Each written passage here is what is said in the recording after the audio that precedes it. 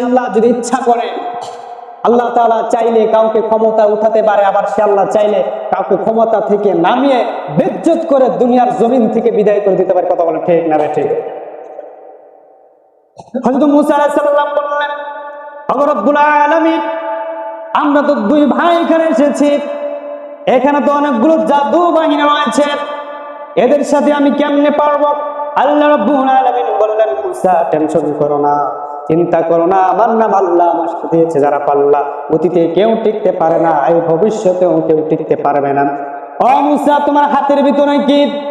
মূসা আলাইহিস সালাম বলেন, রব্বুল আলামিন, এটা আমার হাতের ভিতরে একটা লাঠি, এই লাঠি দিয়া মাটির উপরে আঘাত করার দায়িত্ব হলো তোমার, আর দায়িত্ব তোমার যেহেতু, আর বাকিটুকু দায়িত্ব আমি আল্লাহ রাব্বুল আলামিন নিজেই নিয়ে নিলাম।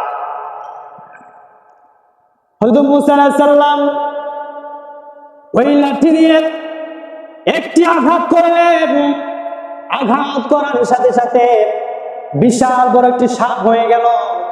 ওই সাপটা ছোট্ট ছোট্ট সাপগুলোকে তৎক্ষণাৎ ভিতরে, তখন সাপগুলোকে সে ওই সাপটি গ্রাস করে ফেলেছে। সুবহানাল্লাহ। মানে ফেরাউন তার ভয় পেয়ে গেল, এমপি মন্ত্রীরা তো ভয় পেয়ে গেল, কি ব্যাপার, এই কোন জাদুকর? এই দৃশ্য দেখে তৎক্ষণাৎ যেখানে যতগুলো জাদুকর রয়েছিল তারা বুঝতে পেরেছে এটা নিশ্চয় আল্লাহ তাআলা প্রদত্ত একজন গায়বী খাজনা থেকে, আল্লাহর সাহায্য ছাড়া হতে পারে না। তারা তৎক্ষণাৎ হযরত মূসা আলাইহিস সালামের হাতে হাত রেখে কালিমা পড়ে মুসলমান হয়ে গেছে।